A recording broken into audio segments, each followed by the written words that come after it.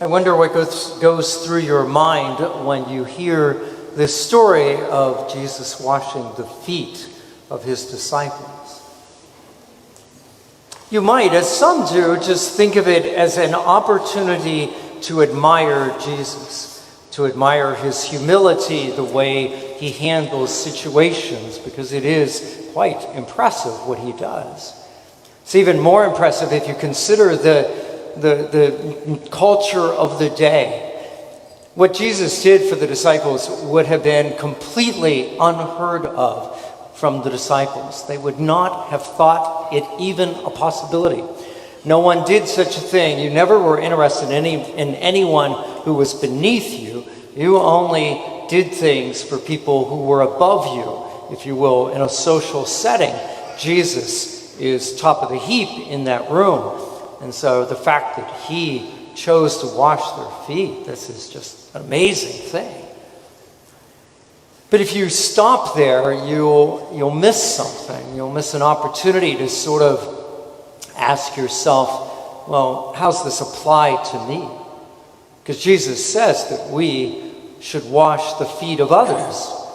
And we don't live in first century Palestine. We have no need of that custom. So what does it mean for you and I to wash the feet of one another? It's not hard to figure out. It's mostly just a question of sort of taking a step back and away from the details of that moment to look at the situation, the dynamics. You know, Jesus has the power in the room. That is, everybody looks to him.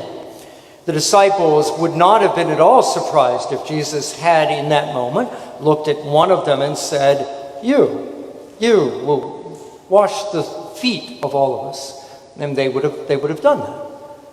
Jesus has the power in the room, but when he has that moment, what does he choose to do with it? He chooses not to exercise that power in the way that you might think. He chooses to exercise that power in the way of a servant.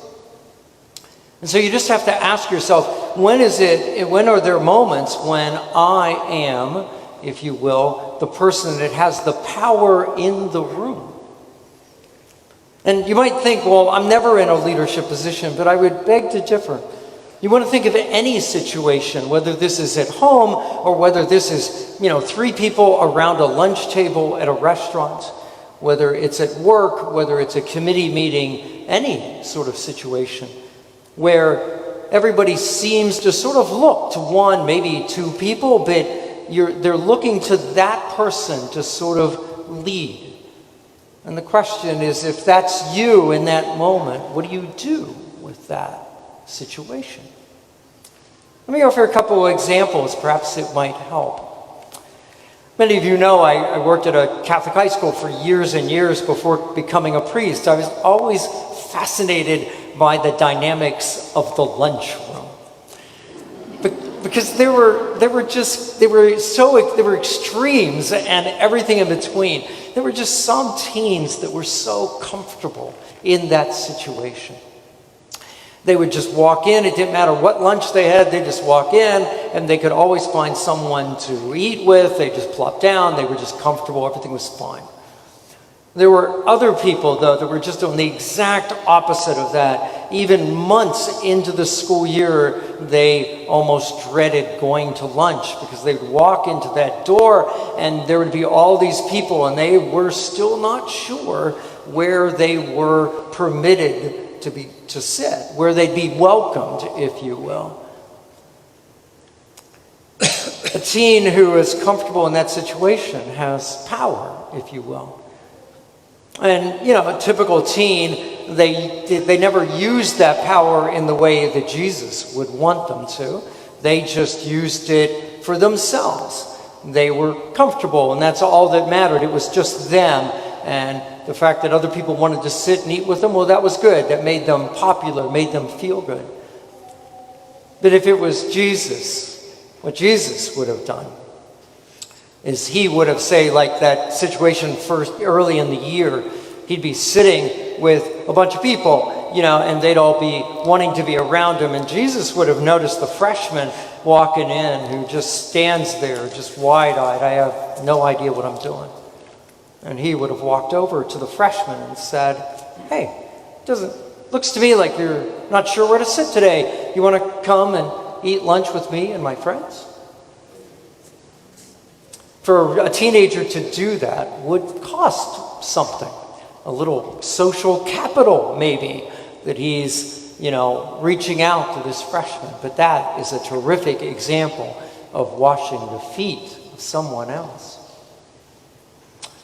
Brian, my hiking and climbing partner, washed my feet on pretty much a daily basis anytime we were out doing our little adventures, if you will.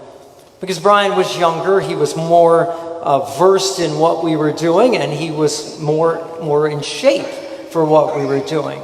And he could have used that sense of power to have, just taken charge, if you will. But he almost never did it. We would get to a fork in the trail, and he always let me figure out where we were going. Even though he already knew that we were going left, he was gracious enough to let me get out a map and double check, because it was important to me to know that we were on the right trail. He set a pace that suited me. He could have gone much faster, but he did not do that. He just would go at my pace. And in every one of those little moments, he was just kind of washing my feet, helping me along. For you, perhaps an example that might be a little more to your home, to your situation. Think again of a moment where you're in a committee meeting, or you're around, a table, and everybody's looking to you. Think of the committee meeting. Somebody makes a suggestion. You could be the arbiter of that. You could look and you could decide, yes, that's a good idea, or no, let's not do that, and move on. You could take that role. But you also could wash the feet of the people in the room. You could, before saying anything about your own ideas, you could turn to somebody and say, what do you think of this? Let them offer their opinion first. And maybe not even offer your own. Just let it play out. I encourage you to give this some thought, because Jesus says a great deal to us along these lines. You have to lose your life in order to gain it. You have to have a servant's heart. All these images that remind us that we are called to live for others, to wash others' feet. Perhaps as we will wash the feet of a few parishioners here in a moment, as we're doing that, perhaps you can meditate in your own life. What does it mean for you to wash the feet of those around you?